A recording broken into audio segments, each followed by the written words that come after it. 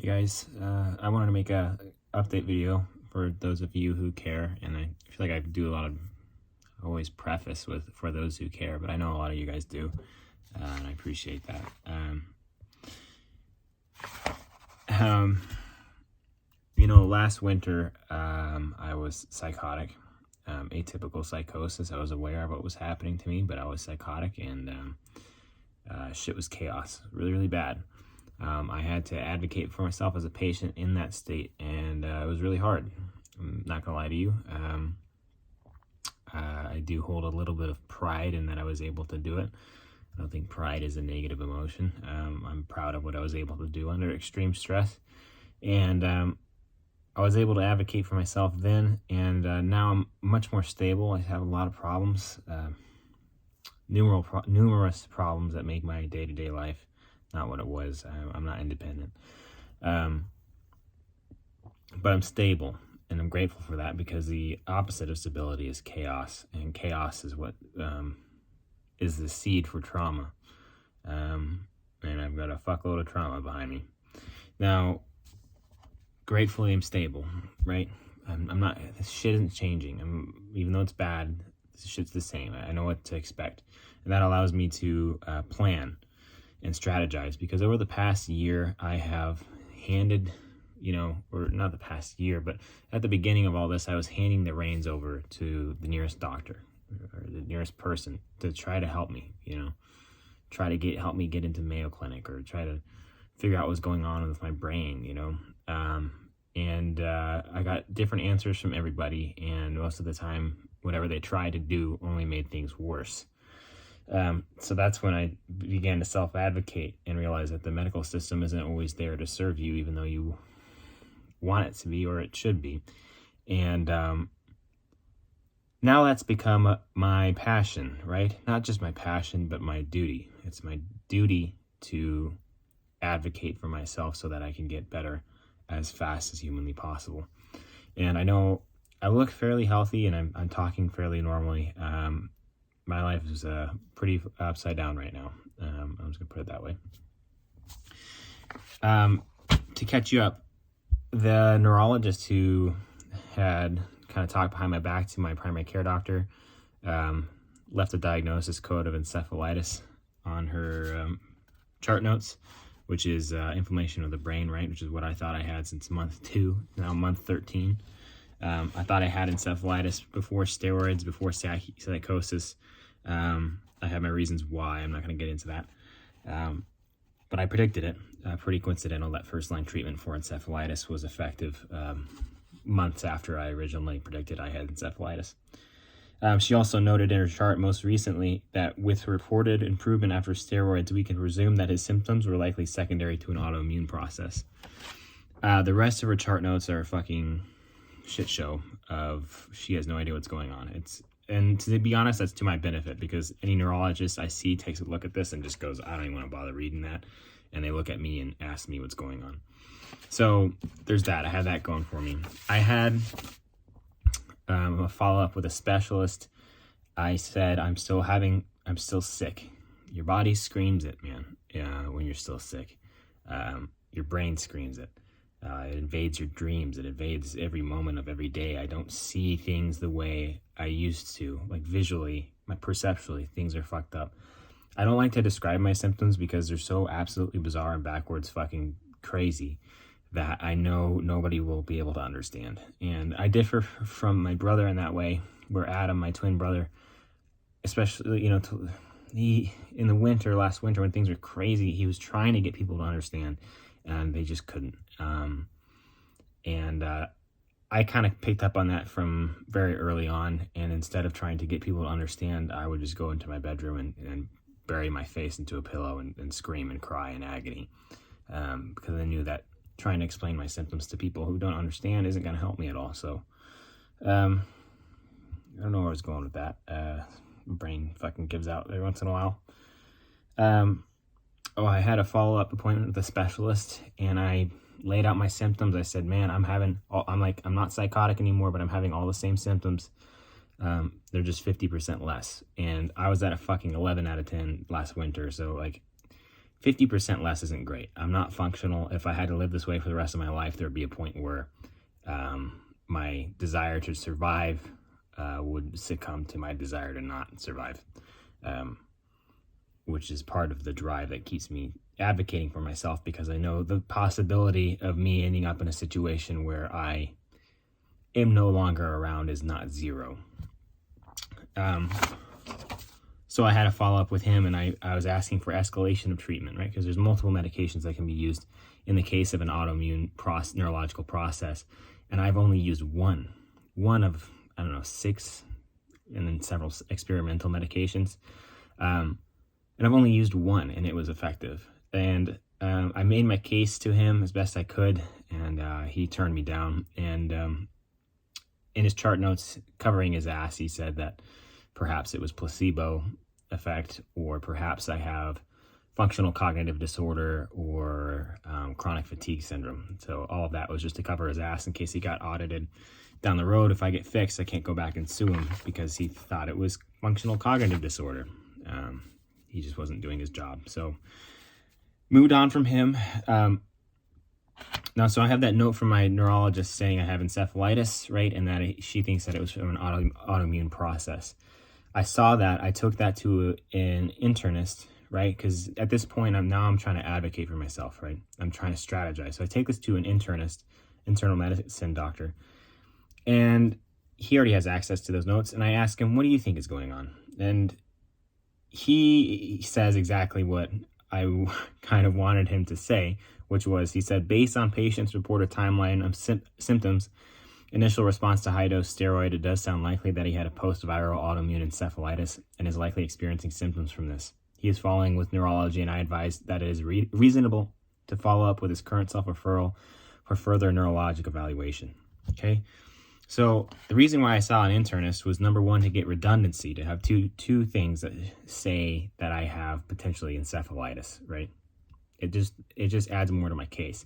The second reason I did that was so that I could bring both of these documents, both the one from my neurologist and the internist, to my psychiatrist as a means for him to write me a clean psych report and say I don't have a primary psychiatric illness, which a lot of neurologists will easily shove me down if they're lazy. They'll just put me down the psych path.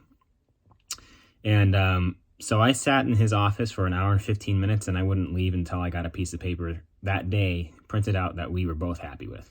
So, at the end of the appointment, he was printing out a copy of his report and asking me if there's anything I want to change. And I was like, yeah, if you don't mind changing encephalopathy to encephalitis, because encephalopathy is kind of like a blanket term for brain problems. And if you change this, etc.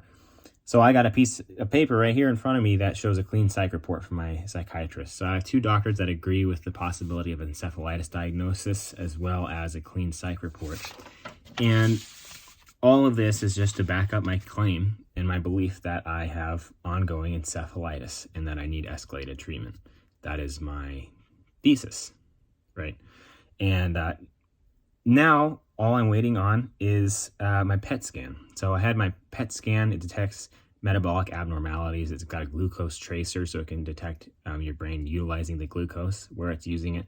It can detect hypermetabolism and hypometabolism throughout the brain to determine if there's something going on.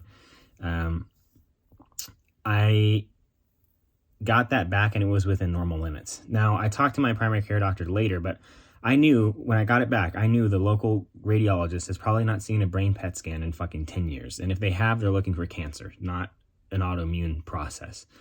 So immediately I went to the Johns Hopkins website and uploaded the DICOM files from my PET scan to their database so that I can get it read by a radiologist at Johns Hopkins as a second opinion.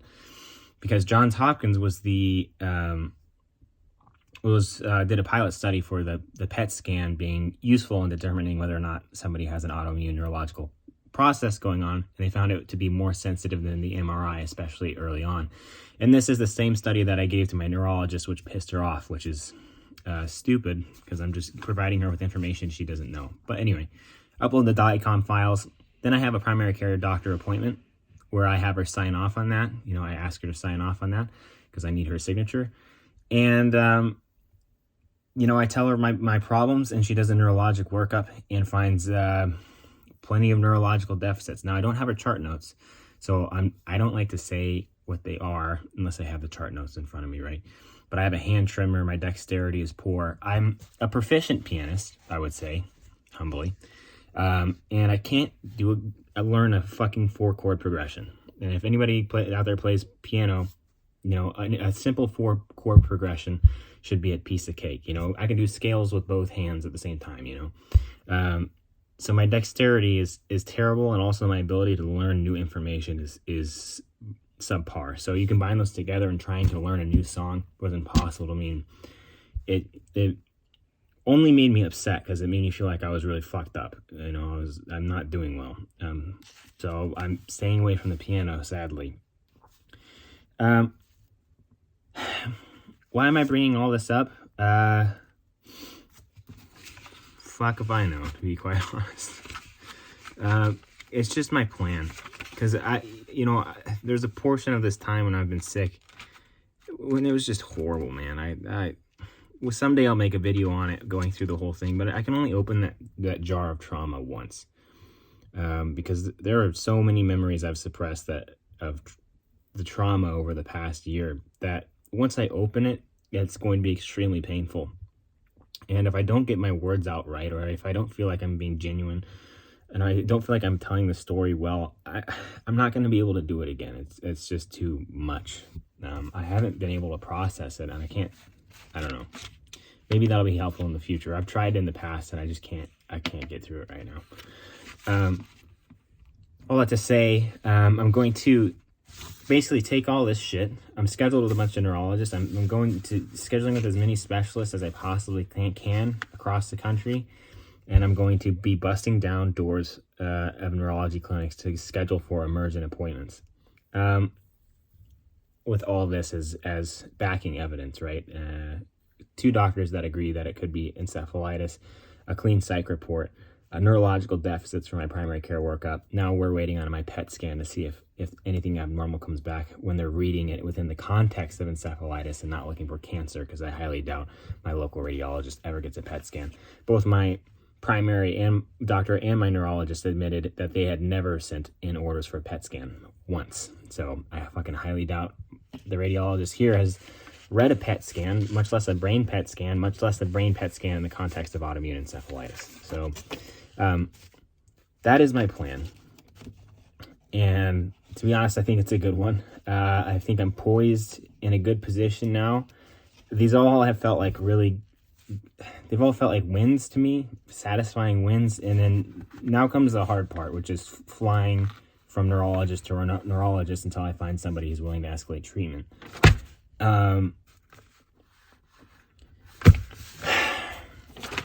There's something horrible about losing your autonomy. And I can't complain too much. I'm not the only person who suffers, right? But encephalitis cases are 1 in a million. I would be a fringe encephalitis case, so that would be probably less prevalent than 1 in a million. Sorry, I just fucking got blood on my forehead. So fuck me if this isn't a unique situation. And there's something that happens to you when your hierarchy of needs collapses.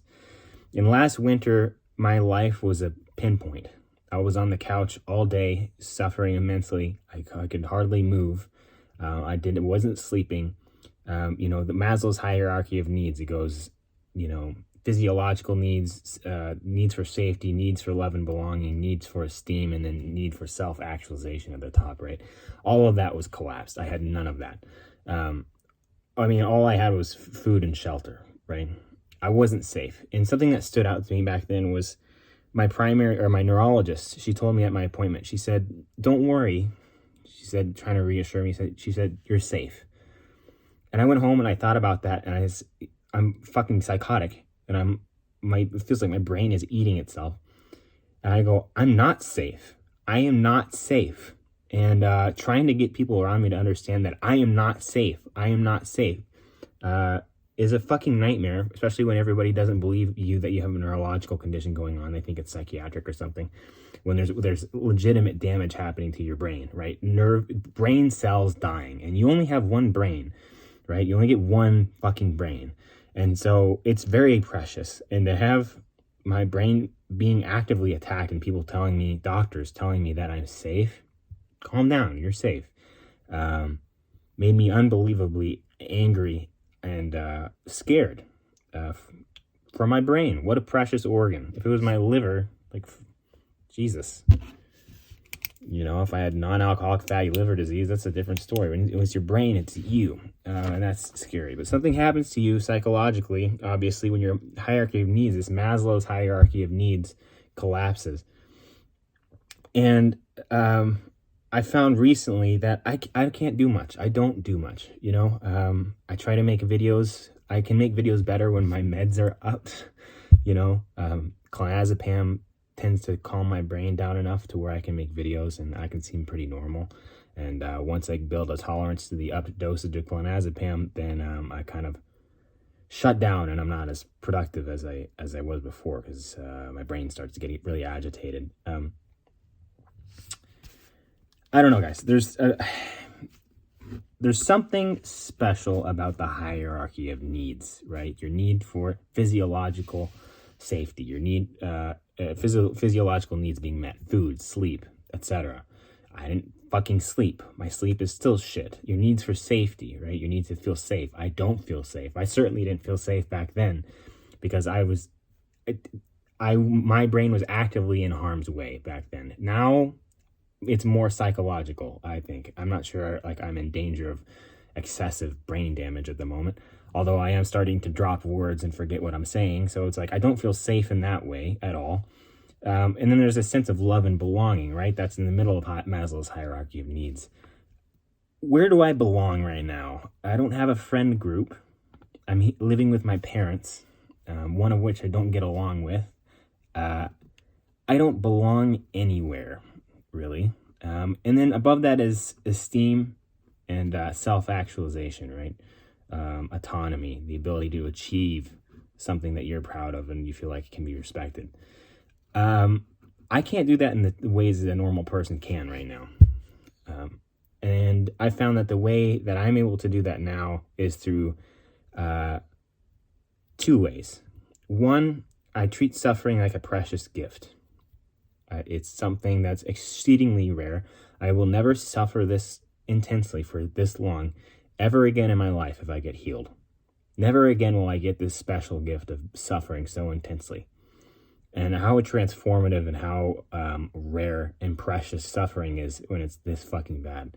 And those words they clash, but there's something about it that's so fucking awful that it changes you in a beautiful way. And it's almost like a privilege, right? And it's only a privilege if I make it out of it. So there comes the second part, which is I'm fighting my ass off to strategize in order to get the care I need as fast as humanly possible. And if I can do that, yes, I will have problems. Yes, things will never be the same.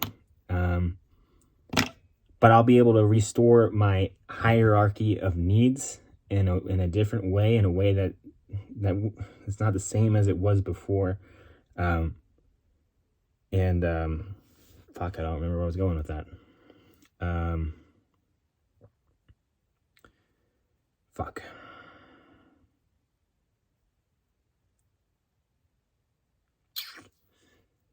Shit, I don't remember what I was saying.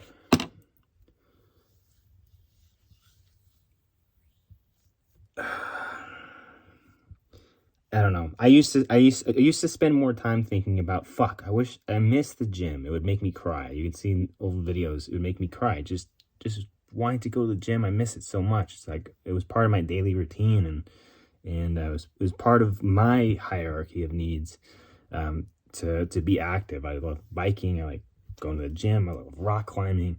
And then on top of that, I'm very passionate and was very passionate about medicine. And was going to go to school. Undecided I was going to be PA or an MD. I didn't know what I wanted to do yet. But, you know, I had today on my phone, my fucking, just suddenly started getting reminders for classes that I had scheduled for a year ago. And I was like, fuck. So you know, those things used to bother me, and they still do. I miss working out. I miss my life. I miss autonomy. I'm living at my parents' place at 26 years old. I want to be progressing in life. You know what I'm saying? But then I kind of shift gear. There's something that happens over time where you shift gears. You no longer look back and wish things were they were. You no longer wish things were the way they were, and instead you look forward and you fight as hard as you can for a better future, because you can't fucking go back, right? And I made a video on that. You know, the desire, the innate desire in people to go back to better times, right? But you fucking can't. So it's my duty to myself to fucking reach the end of this and choke this motherfucking disease out and rebuild my life from the ground up. And you know, people say it's cliche. You know, in the comments, the people are really encouraging, and they say, you know, it's a cliche, but you'll be better for it. And I truly believe that I will be better for it. I've learned a lot in this past year, so much. Certainly about appealing to authority, about the medical system, about myself, about my pain tolerance. I don't know. I don't know what this video is even about, man. But that's my plan, I guess. And I'll give you guys updates on that, and fucking talk to you later, I guess. That was very climactic, but yeah, bye.